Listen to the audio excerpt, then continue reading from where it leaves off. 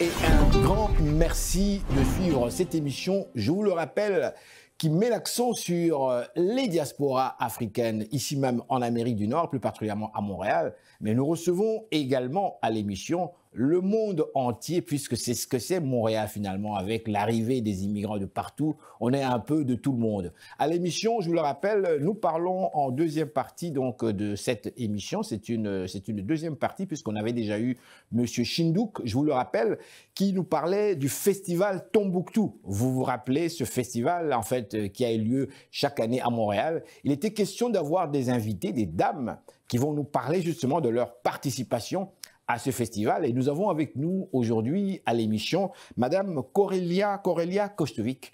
Bonjour, merci de votre présence à l'émission. Comment ça va? Très bien, merci à vous de nous accueillir.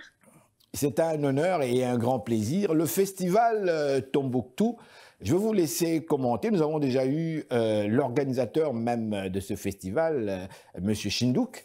Et vous, quel est votre intérêt pour ce festival?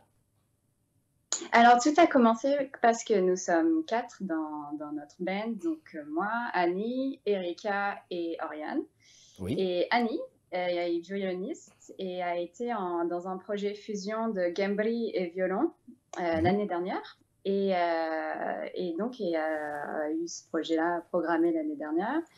Puis moi, de mon côté, j'ai vécu au Maroc pendant 2 ans. J'ai des influences assez séfarades dans mon répertoire musical personnel. Et notre projet, Manen, c'est l'Europe et al. et autres. Et on a donc des influences assez diverses autour du répertoire européen traditionnel. C'est ça que je peux dire. Et donc, nous sommes programmés donc, pour cette année ce festival de novembre, c'est ça, si je me rappelle bien, la date. Oui, oui. Alors, mais là, la date n'est pas tellement très importante maintenant. On va revenir avec M. Chindouk. Mais ce qui est important ici, avant même d'aller plus loin, j'ai mal démarré mon interview, je vous demande pardon. On a toujours à cette émission le concept, vous m'avez précédé de cette émission, j'aime bien demander à mes invités, comme un bon Africain assis autour du feu, on est là ensemble, au fait, qui êtes-vous? Qui est Corelia Kostovic? Alors, Corelia Kostovic est à moitié musicienne, à moitié analyste politique, on peut dire ça comme ça. Je travaille entre autres pour le gouvernement, une des institutions du gouvernement en santé clinique. Et de l'autre partie, ma passion, c'est la musique. Et je joue donc de la harpe celtique, la guitare et le piano. D'accord. Et c'est un peu la caractéristique aussi des autres musiciennes que vous verrez, c'est qu'elles sont toutes multi-instrumentistes aussi. Bien, alors on va aller droit vers le festival Tombouctou. J'ai posé ma question. Ce festival, en fait, qui nous emmène vers une partie de l'Afrique, une partie, en fait, désertique, en fait, de l'Afrique comme telle, qui fait de plus en plus sa marque ici. Vous, quel est votre intérêt particulièrement, puisque vous avez vécu, vous m'avez parlé du Maroc, vous avez vécu pendant quelques années, 2 années au Maroc, vous m'avez parlé ici des influences séfarades, j'ai bien noté, juste pour notre public de bien saisir, séfarade, ça veut dire quoi? Séfarade, c'était les juifs du monde arabe, qui est de l'époque moyenâgeuse. Et c'est encore, on sait qu'il y a une communauté juive aussi au Maroc qui est toujours là d'ailleurs, et donc qui ont un style de musique très particulier à eux. Si vous voulez bien, juste pour permettre à notre public de bien saisir de quoi il est question ici, je vais vous demander de nous présenter votre œuvre, ce que vous avez déjà fait pour bien situer nos téléspectateurs. Alors, c'est quoi? Donc, le répertoire traditionnel européen, ça vient de plusieurs pays d'Europe et de plusieurs époques aussi. Oui. Donc, ça commence, là je parle notamment du séfarade parce qu'il y a eu les Arabes d'Espagne qui avaient ce style-là juif, le judéo-andalou. Après, il y a eu d'autres, on va même jusqu'à Israël dans certains cas pour des chansons traditionnelles de mariage comme Havana Gilas, c'est une des choses qu'on reprend. Puis par des choses plus, des fois celtiques, bretons, type de nord-ouest de la France. Et c'est ça. Mais on a même repris une chanson d'Acadie, du Québec, donc Nouveau-Brunswick, et on essaie de lui donner des saveurs africaines aussi. Alors, si vous voulez bien, on va présenter maintenant un extrait de votre œuvre. Qu'est-ce que vous nous présentez? Le titre? La Morena. Me llaman La Morena. La Morena, qui veut dire? La foncée. Alors, on y va donc avec La Morena.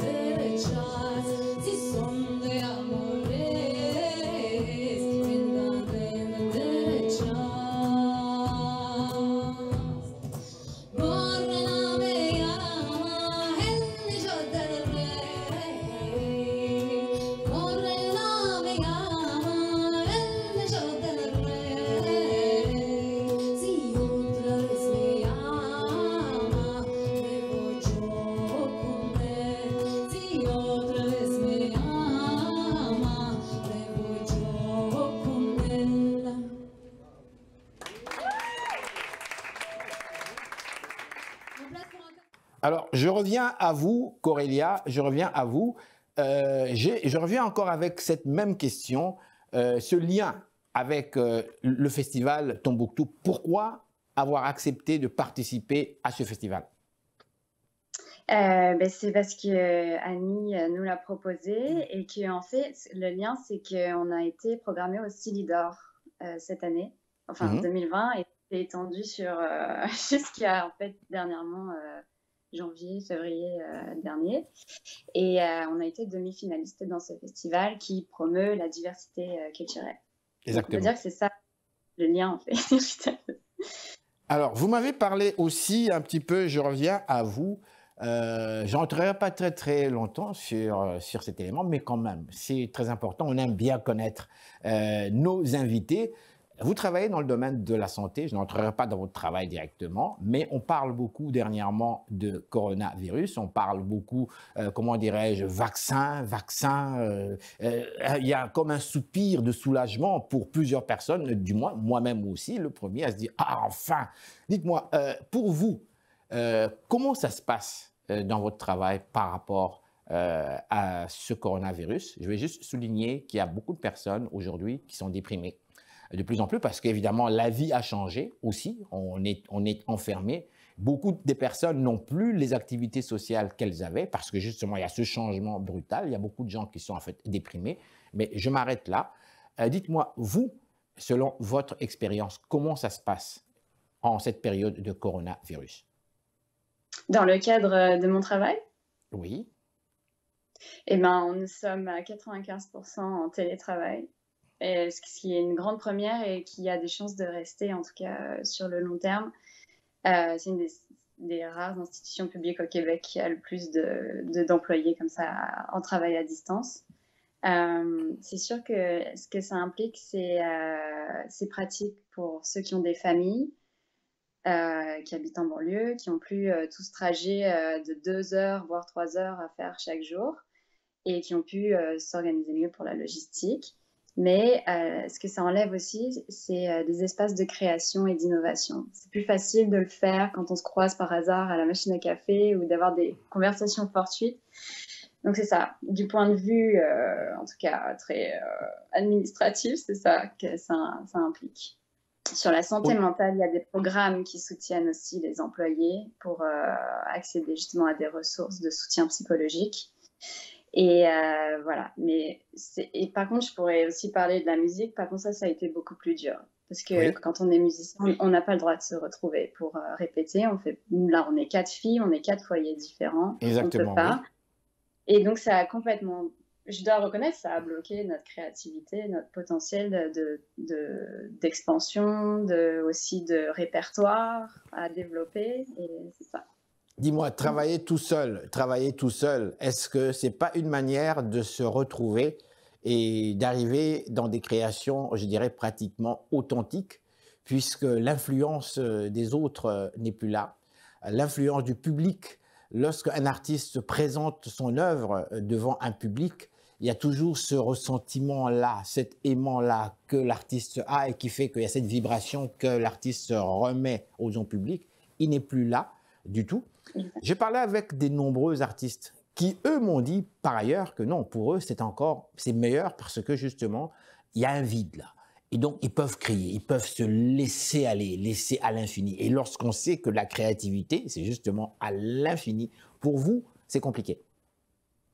Oui, je trouve ça compliqué parce que moi, la richesse, elle est quand je le partage avec mes musiciennes.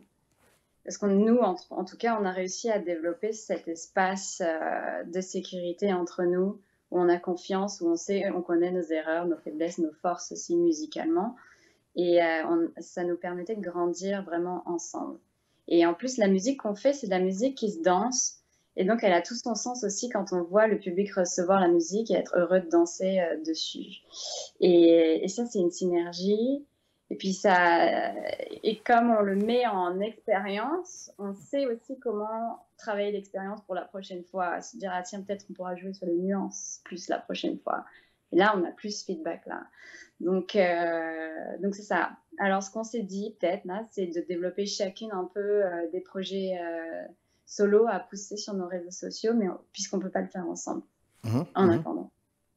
Alors, Corelia Kostovic, vous êtes participante au festival Tombouctou, je le souligne, qui est un festival africain.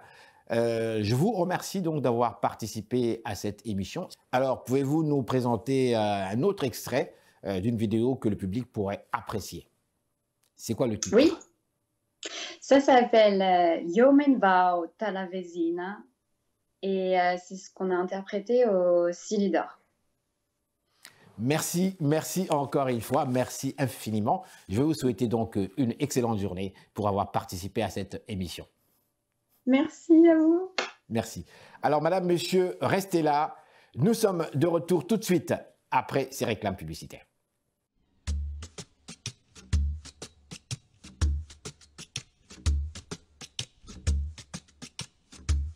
Yomen Vao Talavezino per mi hat Warir Mumma mio donno per merecino di butar Ugradesau che mi hemau Ma ettes case mumbabau Ha che mumbabau mes case Ha che mumbabau el mau Ha che mumbabau mes case Ha che mumbabau el mau Yomen Vao Talavezino per mi hat Waril mumma mio donno per merecino di butar l'artichaut che me lo tencau Ugradesau che mi hemau Mahetes casa, mon babao. Ah, que mon babao mes casa, que mon babao est mort. Ah, que mon babao mes casa, que mon babao est mort. You me mau, para vezino per mi hat. Warim mo mau, mio donno per medicino di butar. La letuga che non mi asciuga, la piscio che me rotega. Ura de sao che mi hemau, ma hetes casa mon babau. Ah, che mon babau mes casa, ah, che mon babau emau. Ah, che mon babau mes casa, ah, che mon babau emau. Ah, che mon babau mes casa, ah, che mon babau emau. Ah, que mon babao mes casa, ah, que mon babao emau. Que mon babao, que mon babao, que mon babao, que mon babao, que mon babao, que mon babao, que mon babao, que mon babao, que mon babao, que mon babao, que mon babao, que mon babao, que mon babao, que mon babao,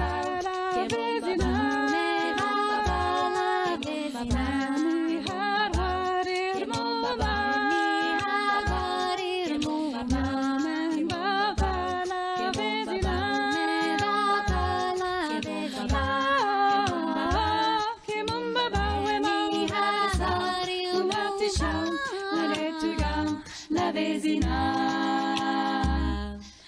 Ah, que mon babao mes casa, ah, que mon babao emau.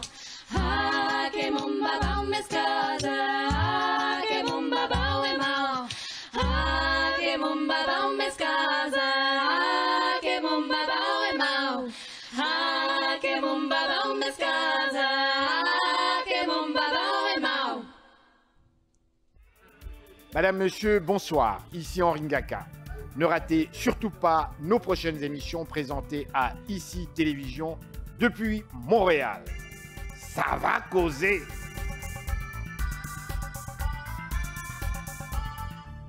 Et nous sommes de retour à notre magazine de télévision. Je le souligne, si vous venez encore une fois de vous joindre à nous, je vous dis merci. C'est le magazine Ça va causer, comme vous avez remarqué. Je vous rappelle que notre émission met l'accent réellement sur ce qui se passe ici même au niveau de l'Amérique du Nord, pourquoi pas à Montréal, au Québec, Canada. On parle beaucoup des minorités noires, ce qu'aujourd'hui on appelle la diaspora africaine. Il y a un festival qui a lieu depuis déjà un certain nombre d'années, le festival Tombouctou. Et aujourd'hui, nous avons une dame qui est avec nous à l'émission. Son nom, Annie Maheu. Elle participe pleinement à ce grand festival, je vous le souligne, qui met l'accent sur Tombouctou. Bonjour Annie, merci de votre présence à l'émission. Comment ça va? Bonjour, merci de l'invitation. Ça va très bien et vous? Oui, comme vous voyez, on est en forme, on est de bonne humeur, même si mes mains étaient un peu sèches, mais on va s'organiser pour mettre un peu d'huile. La peau noire, des fois, c'est pas facile avec l'hiver. C'est un plaisir de vous avoir à cette émission. Avant d'aller plus loin, qui est Annie Maheu? Je suis une musicienne à temps partiel pour le plaisir. Je travaille aussi dans le domaine de la santé, mais aussi je suis une amie de Shindouk qui organise le festival Nuit de Tombouctou. D'accord. Et ce festival, quel est votre intérêt pour un festival comme celui-là? On parle beaucoup de Tombouctou. C'est par amitié pour Shindouk, premièrement, mais aussi pour la cause qui est la paix au Mali, puis pour faire un échange de musique et rencontrer les gens. Ah, la paix au Mali. Donc, vous suivez ce qui se passe dans cette région du monde? Quand même un peu. Si on m'invite au festival, surtout, c'est sûr que ça va m'intéresser. Parce que, vous savez, c'est un pays où il y a eu dernièrement une affaire absolument incroyable. Une Québécoise avait été enlevée dans quelque part ces régions-là de l'Afrique. Et évidemment, l'actualité en a longuement parlé. Mais vous, quel est cet intérêt, en fait, pour ce continent, le continent du soleil, le continent africain? Je suis allée 2 fois, mais plus dans le nord, au Maroc. Je connais pas, c'est tout ce que j'ai visité en fait, mais j'ai plusieurs amis ici qui viennent de cette région. Donc, c'est certain que ça me touche à ce niveau-là. Donc, vous également, le Maroc. Mais mon Dieu, mais le Maroc devient un pays très intéressant qui intéresse énormément les Québécois. En fait, avant d'aller plus loin, pourquoi cet intérêt pour le Maroc, le Maghreb en général? C'est par des rencontres que j'ai faites ici à Montréal. Est-ce que vous avez appris quelque chose? Est-ce que vous avez appris quelque chose? Appris, sur la culture, j'ai vu des grandes différences avec ici, la générosité, comment les gens souhaitent la bienvenue dans les rues, comment ils partagent les repas. Oui, j'ai beaucoup aimé. C'était un choc culturel pour vous lorsque vous arriviez là?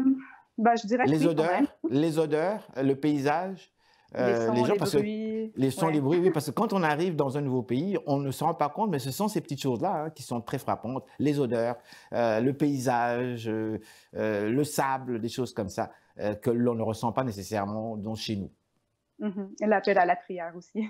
Oui, l'appel à la prière, ça c'est vrai que c'est un pays majoritairement musulman. Alors, on va revenir sur votre participation à ce festival. Je parlais avec votre collègue qui nous a parlé ici que vous avez quand même mérité un prix dernièrement, le Sidi d'Or. On était semi-finaliste, donc on n'a pas eu de prix, mais oui, on a participé à la compétition et on s'est rendu en semi-finale. Dites-moi, selon vous, qu'est-ce qui explique l'intérêt du public par rapport à ce que vous faites, à votre musique? En fait, c'est un concours pour les musiques du monde. Donc, c'est de la musique qu'on fait d'Europe. Donc, déjà, on rejoint la catégorie, mais aussi le fait qu'on soit 4 femmes, je pense que ça fait changement. On voit principalement des hommes dans le monde de la musique. Alors, on va revenir maintenant à cette période de coronavirus, puisque nous sommes toujours en pleine période de coronavirus, malgré les vaccins qui sont en fait présents. Et comme par hasard, vous travaillez aussi dans le domaine de la santé. Et vous devenez, Oui, comme on dit, nos soldats, ceux qui nous ont protégés jusque-là. Dites-moi, quel est votre commentaire par rapport à cette période de coronavirus? Pour les musiciens, je pense que c'est très difficile. Donc, je suis contente d'avoir mon travail à côté dans le domaine de la santé. Je ne fais pas partie des premières lignes. C'est plus un travail administratif que je fais pour le compte d'EMA Québec. Donc, on doit s'adapter avec les questions pour s'assurer que les donneurs restent sécuritaires. Mais sinon, je suis en télétravail. Donc, pour moi, j'ai été chanceuse. Je n'ai pas été trop touchée. D'accord. Je vais vous poser cette question comme une citoyenne. Bien sûr, vous êtes une artiste. Bien sûr, vous travaillez dans le domaine de la santé. Mais quand même, ça vous arrive de sortir, comme tout le monde, de prendre de l'air pendant les heures qui nous sont permises, avant le couvre-feu. Oui. Et on circule, on croise du monde, on croise des gens, des couples, des familles. Avez-vous cette impression que, selon vous, parce qu'on entend beaucoup, vous savez, nos hommes politiques, ceux qui nous dirigent, nous donner des instructions. Tous les jours, vous suivez comme moi les premiers ministres des différents paliers, y compris la mairesse. On nous donne des différentes instructions, protégez-vous, les distances, tout ce que vous voulez. Dites-moi, vous qui êtes dans le domaine de la santé, avez-vous réellement cette impression, et je m'arrête là, que selon vous bien sûr, que le public suit ce qui est dit, qu'ici, selon vous, les gens respectent réellement ce qui est dit, ce que l'on nous annonce par nos hommes politiques? Je vous avoue qu'en étant en télétravail, je reste pas mal confinée à la maison, donc je suis un peu mal placée pour vous dire si vous sortez pas pour aller prendre de l'air? Vous sortez pas pour aller prendre quelques petites marches? Ah bon? Un peu. Je m'efforce pour garder un peu la forme, mais je reste beaucoup à la maison. Alors, si vous voulez bien, on va aller vers l'extrait. Nagoyatas que sem trubadas, nagoyatas que sem trubadas, nagoyatas que sem trubadas, nagoyatas que sem trubadas. Tudo snau do mar de l'amor, l'udrume de la noite manairo. Tudo snau do mar de l'amor, l'udrume de la noite que bom. Wet goyata que sem trubadas, wet goyata que sem trubadas. Wet goyatas que sem trubadas, wet goyatas que sem trubadas. Tudo sway do mar de l'amor, l'udrume de la noite manairo. Tudo sway do mar de l'amor.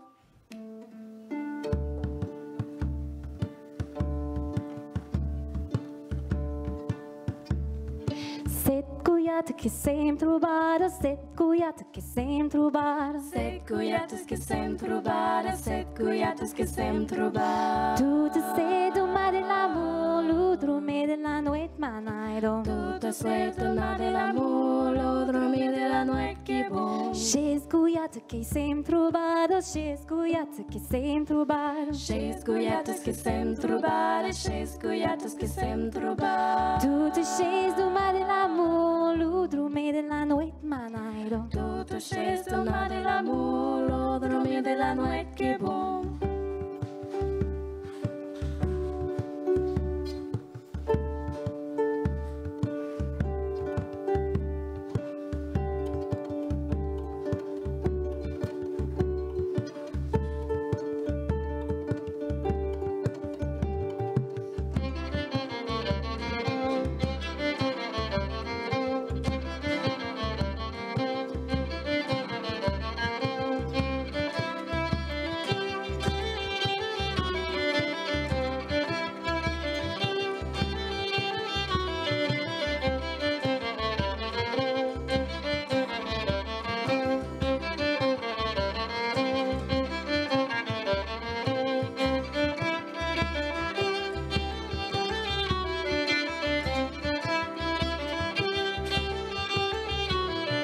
Singuiata que sem trubado, singuiata que sem trubado. Sem cuiatas que sem trobar, sem cuiatas que sem trobar. Tudo sendo mar de l'amor, dormir de la nuit manairo. Tudo sendo mar de amor, dormir de la noite que bom. Três guiata que sem trubado, três guiata que sem trubado. Três cuiatas que sem trobar, três cuiatas que sem trobar. Todos três do mar de l'amor, dormir de la nuit manairo. Todos três do mar de amor, dormir de la noite que bom.